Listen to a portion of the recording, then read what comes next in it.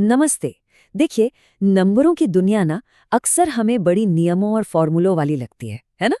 पर जरा सोचिए, क्या हो अगर बड़ी बड़ी संख्याओं को समझने का जो पहला कदम है वो असल में खेल हो? तो चलिए, आज नंबरों की इसी मजेदार चंचल दुनिया का एक छोटा सा सफर करते हैं। अब ये बात किसने और क्यों कही होगी, सुनने में थोड़ा अजीब लगता है ना? पर यकीन मानिए, यही वो छोटी सी चिंगारी है जो हमें नंबरों को एक बिल्कुल नए नजरिए से देखने पर मजबूर कर देगी। और ये हमें सीधा ले जाती है एक बहुत ही पुरानी और बड़ी ही मजेदार कहानी की तरफ। तो कहानी है कौवों की, और सवाल है एक नामुमकिन सा। हमारी ये यात्रा शुरू हो रही है सम्राट अकबर और उनके बहुत ही बुद्धिमान सलाहकार बीरबल की एक क्लासिक कहानी से।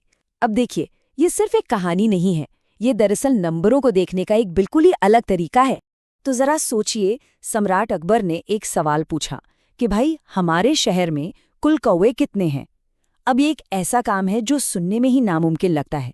मतलब, कोई ऐसी चीज कैसे गिन सकता है जो लगातार उड़ रही हो, एक जगह से दूसरी जगह जा रही हो?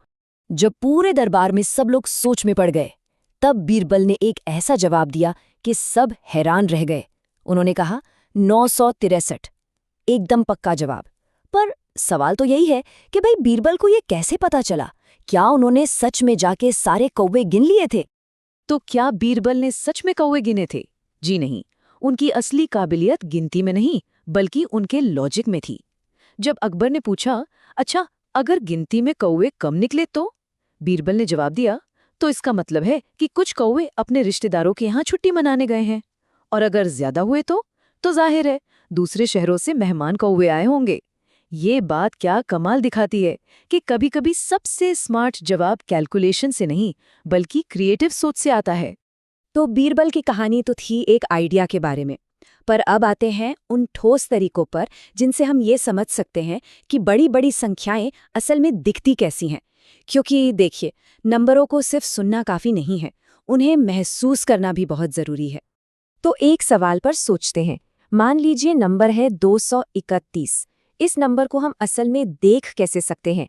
ये सिर्फ 3 अंक नहीं है, इनके पीछे एक पूरा स्ट्रक्चर है, एक बनावट है, और इसे समझने के लिए इसे टुकड़ों में तोड़ना पड़ेगा। और तरीका बहुत सिंपल पर बड़ा पावरफुल है। 231 बनाने के लिए क्या चाहिए? 100 की 2 पर्चियां, 10 की 3 पर्चियां और 1 की 1 पर्ची। बस इस तरह से हम नंबर को सिर्फ पढ़ नहीं रहे, हम उसे बना रहे हैं, अपनी आंखों से देख रहे हैं। ये प्लेस वैल्यू को असल में समझने का एक बहुत ही अच्छा तरीका है। अब चलते हैं नंबरों की दुनिया के नक्शे की तरफ, यानी कि गिनती के लिए एक जीपीएस। देखिए, जो नंबर लाइन होती है ना, उसे सिर्फ स्कूल का एक टूल मत समझिए। ये असल में नंबरों की दुनिया का एक मैप है, एक जीपीएस, जो हमें बताता है कि कौन सा नंबर कहाँ पर है और दूसरे नंबरों से कितनी दूर है। तो ये है सैकड़ों का नज़ारा, 500, 600, 700।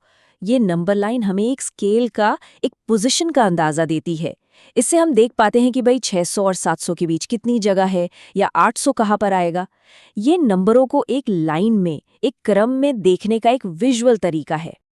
अब जरा इस सारस के खेल को देखिए, ये बड़ा मजेदार है। एक सारस है 667 पर और उसका खाना रखा है 700 पर। तो सवाल ये है कि खाने तक पहुंचने के लिए उसे कितने कदम चलने होंगे। देखिए, नंबर लाइन ने क्या किया, उसने डिस्टेंस और डिफरेंस जैसे आइडिया को एक खेल में बदल दिया। इससे सीखना कितना आसान और मजेदार हो जाता है ना? तो अब बात करते हैं पहेलियों, पैटर्न और खेल की, यानी संख्याओं के खेल के मैदान की। हम अपना ध्यान इस बात पर लाते हैं कि कैसे खेल और पहेलियां मैथ्स की प्रैक्टिस को एक खोज और मजे के काम में बदल देती हैं। मतलब, जब सीखना एक खेल बन जाए तो वो बोझ नहीं लगता। ये देखिए, ये एक तंबोला ग्रिड है, बिंगो जैसा ही एक खेल है, लेकिन इसमें एक ट्विस्ट है। यहाँ सीधे सीधे नंबर नहीं बोले जाते, यहाँ दिए जाते हैं सुराग, यानी क्लूज, और उन क्लूज के आधार पर ग्रिड में सही नंबर खोजना होता है। ये नंबरों से जुड़ने का एक बड़ा ही इंटरैक्टिव तरीका है। जैसे मान लीजिए एक क्लू है, एक ऐसा नंबर खोजे जिसमें दहाई की जगह पर, यानी टेंस प्लेस पर 1 हो। अब काम यह है कि पूरे ग्रिड को स्कैन किया जाए और वो सारे नंबर ढूंढे जाएं जो इस शर्त को पूरा करते हों। ये ध्यान लगाने और गौर से देखने की एक बेहतरीन एक्सरसाइज है। लेकिन देखिए, इस खेल का असली मजा सिर्फ जीतने में नहीं है। ये खेल असल में एक बहुत गहरी स्किल को बनाता है, जिसे हम कहते हैं पैटर्न पहचानना। और पैटर्न को देखने और समझने की ये जो काबिलियत है ना, ये सिर्फ एक खेल नहीं है, ये एक फंडामेंटल मैथ स्किल है जो हर जगह काम आती है। चलिए, अब हम अपनी इस यात्रा के सबसे हैरान करने वाले हिस्से में आ गए हैं। यहाँ हम भाषा और गणित के बीच एक बहुत ही गहरे, बहुत ही पुराने कनेक्शन को खोजेंगे। जरा सोचिए, क्या हो अगर नंबर सिर्फ अंक न होकर शब्द बन जाएं? जरा इस पहेली को देखिए। 2 शब्द कार्ड हैं, एक पर लिखा है चांद और दूसरे पर जुड़वा, और कहा यह जा रहा है कि ये दोनों मिलकर बनाते हैं नंबर 12। ये कैसे हो सकता है? ये एक ऐसा सवाल है जो सच में दिमाग में एक जिज्ञासा पैदा करता है। बड़े खुलासे से ठीक पहले इसका जवाब छिपा है भूता संख्या नाम की एक प्राचीन भारतीय प्रणाली में। ये एक ऐसी कमाल की प्रणाली है जहां नंबरों को अंकों से नहीं, बल्कि उन चीजों या आइडियाज से दिखाया जाता है जो नेचुरली उस क्वांटिटी से जुड़े होते हैं। इसका लॉजिक बहुत ही खूबसूरत है। तो ये काम कैसे करता है? बहुत सिंपल है। चांद का मतलब हुआ 1, क्योंकि दुनिया में एक ही चांद है।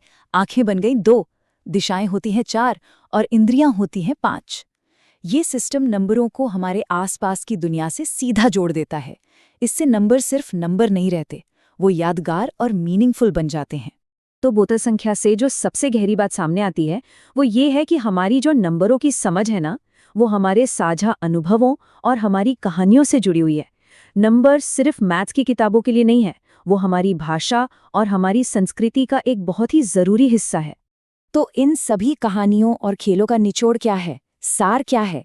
यही कि असली मास्टरी सिर्फ सही जवाब ढूंढने में नहीं है, बल्कि सीखने के पूरे प्रोसेस में मजेदार और जिज्ञासु सवाल पूछने में है। क्योंकि खेल खेल में सीखना ही शायद सीखने का सबसे बेहतरीन तरीका है। तो चलिए, इस एक सवाल के साथ आज की बात को यहीं खत्म करते हैं। अगर नंबर इतने अलग अलग रूप ले सकते हैं, कहानियाँ, खेल, यहाँ तक कि शब्द भी, तो ऐसी और कौन सी चीज़ें हैं जिन्हें हम एक नए, एक ज़्यादा मज़ेदार नज़रिए से देख सकते हैं?